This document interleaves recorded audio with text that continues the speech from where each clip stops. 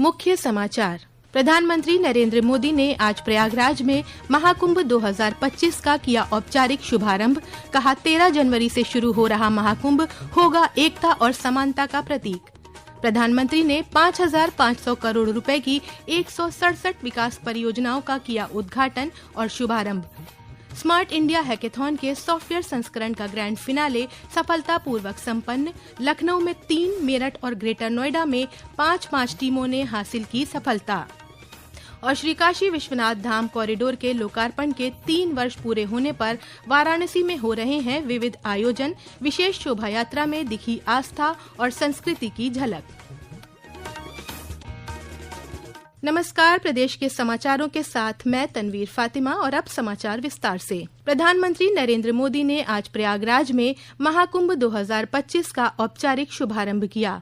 इस अवसर पर श्री मोदी ने कहा कि अगले महीने शुरू हो रहा महाकुंभ एकता और समानता का ऐसा महायज्ञ होगा जिसकी चर्चा विश्व भर में होगी। महाकुंभ का आयोजन देश की सांस्कृतिक आध्यात्मिक पहचान को नए शिखर पर स्थापित करेगा और मैं तो बड़े विश्वास के साथ कहता हूं, बड़ी श्रद्धा के साथ कहता हूं, अगर मुझे इस महाकुंभ का वर्णन एक वाक्य में करना हो तो मैं कहूंगा ये एकता का ऐसा महायज्ञ होगा जिसकी चर्चा पूरी दुनिया में होगी। इस दौरान प्रधानमंत्री ने 5,500 करोड़ रुपए लागत की 167 विकास परियोजनाओं का लोकार्पण और शुभारंभ भी किया, जिसमें प्रयागराज में बुनियादी ढांचे को बढ़ावा देने और बेहतरीन कनेक्टिविटी मुहैया कराने के लिए विभिन्न रेल और सड़क परियोजनाएं शामिल हैं। इस अवसर पर प्रधानमंत्री ने कहा कि इस विश्व स्तरीय धार्मिक और सांस्कृतिक आयोजन के दौरान देश एक नया इतिहास रचेगा। ये दुर्लभ आयोजन सामूहिकता की ताकत का प्रतीक है और एक भारत श्रेष्ठ भारत के वास्तविक मूल्य का प्रतिनिधित्व करता है। महाकुंभ हजारों वर्ष पहले से चली आ रही हमारे देश की सांस्कृतिक आध्यात्मिक यात्रा का पुण्य और जीवंत प्रतीक है। एक ऐसा आयोजन जहां हर बार धर्म, ज्ञान, भक्ति और कला का दिव्य समागम होता है। प्रधानमंत्री ने विपक्षी दलों की सरकारों पर कटाक्ष करते हुए कहा कि उन्होंने कुंभ को ज्यादा महत्व नहीं दिया, चूंकि उन्हें भारतीय संस्कृति से कोई सरोकार नहीं था। लेकिन अब डबल इंजन की सरकार इस महा आयोजन को भव्य और दिव्य बनाने की कोई कसर नहीं छोड़ रही है। धार्मिक यात्राओं का इतना महत्व होने के बावजूद पहले की सरकारों के समय इनके महात्म्य पर ध्यान नहीं दिया गया। श्रद्धालु ऐसे आयोजनों में कष्ट उठाते रहे, लेकिन तब की सरकारों को इससे कोई फर्क नहीं पड़ता। इसकी वजह थी कि भारतीय संस्कृति से, भारत की आस्था से उनका लगाव नहीं था। लेकिन आज केंद्र और राज्य में भारत के प्रति आस्था, भारतीय संस्कृति को मान देने वाली सरकार है। इसलिए कुंभ में आने वाले श्रद्धालुओं के लिए सुविधाएं जुटाना डबल इंजन की सरकार अपना दायित्व समझती है। प्रधानमंत्री ने इस अवसर पर प्रमुख मंदिर गलियारों जैसे भारद्वाज आश्रम गलियारा, अक्षयवट गलियारा और श्रृंगवेरपुर धाम गलियारा सहित कई कॉरिडोर का उद्घाटन किया। उन्होंने कहा कि उनकी सरकार संस्कृति और विरासत को समृद्ध करने की दिशा में काम कर रही है। इस दौरान मुख्यमंत्री योगी आदित्यनाथ ने कहा कि महाकुंभ सुव्यवस्थित और सुरक्षित संपन्न कराने के लिए सभी प्रयास किए जा रहे हैं। श्री योगी ने कहा कि प्रधानमंत्री द्वारा शुरू की गई विकास परियोजनाओं से प्रयागराज की तस्वीर बदलेगी।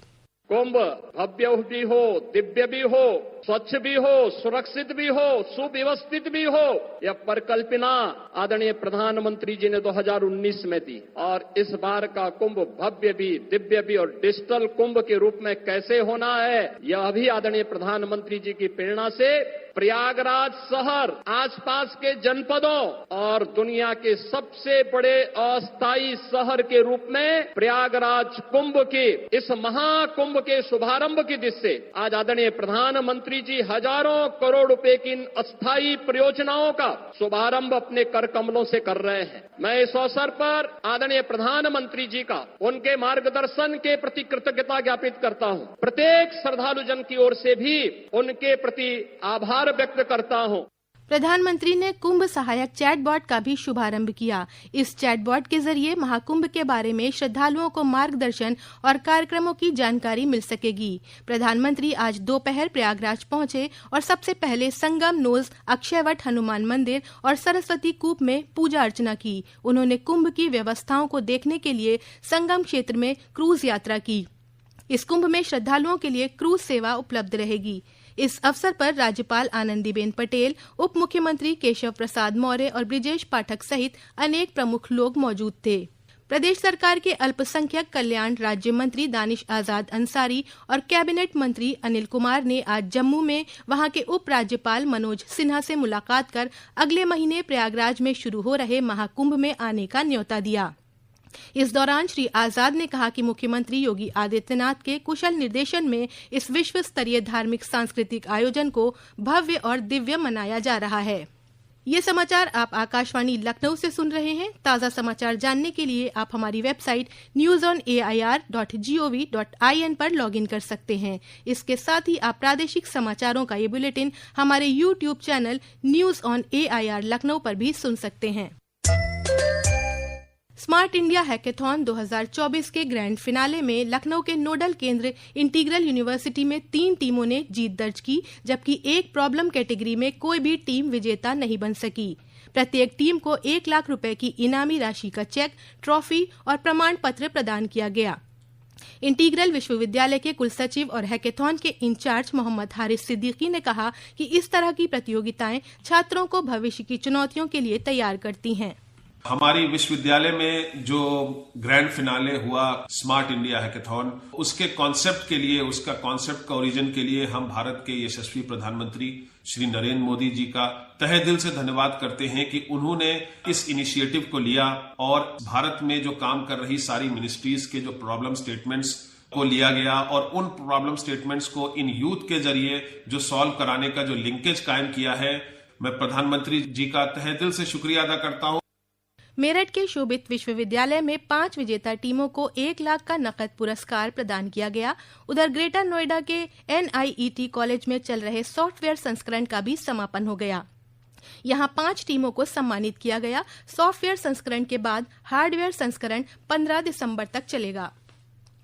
हैकेथॉन पिछले बुधवार को शुरू हुआ था। शिक्षा मंत्रालय के इनोवेशन सेल और AICTE के सहयोग से आयोजित इस कार्यक्रम का उद्देश्य युवाओं में उद्यमशीलता की सोच विकसित करना और नवाचार को बढ़ावा देना है। श्री काशी विश्वनाथ धाम कॉरिडोर के लोकार्पण के 3 वर्ष पूरे होने पर आज वाराणसी में विविध आयोजन किए जा रहे हैं। श्री काशी विश्वनाथ धाम को फूलों और रंग बिरंगी रोशनी के माध्यम से सजाया गया और भव्य शोभा यात्रा निकाली गई, जिसमें आस्था और संस्कृति की झलक आकर्षण का केंद्र रही। इस मौके पर हुए धार्मिक अनुष्ठान और हवन यज्ञ के माध्यम से संपूर्ण राष्ट्र की खुशहाली और समृद्धि की कामना की गई। 3 वर्ष पहले आज ही के दिन प्रधानमंत्री नरेंद्र मोदी ने काशी विश्वनाथ धाम का नए स्वरूप में लोकार्पण किया था। इस अवसर पर वाराणसी के मंडलायुक्त कौशल राज शर्मा ने बताया कि पिछले 3 वर्षों के दौरान श्रद्धालुओं की संख्या में तेजी से बढ़ोतरी हुई है और वाराणसी को टूरिस्ट डेस्टिनेशन के तौर पर देश में सर्वोच्च स्थान हासिल हो रहा है। और अंत में मुख्य समाचार एक बार फिर। प्रधानमंत्री नरेंद्र मोदी ने आज प्रयागराज में महाकुंभ 2025 का किया औपचारिक शुभारंभ। कहा 13 जनवरी से शुरू हो रहा महाकुंभ होगा एकता और समानता का प्रतीक। प्रधानमंत्री ने 5,500 करोड़ रुपए की 167 विकास परियोजनाओं का किया उद्घाटन और शुभारंभ।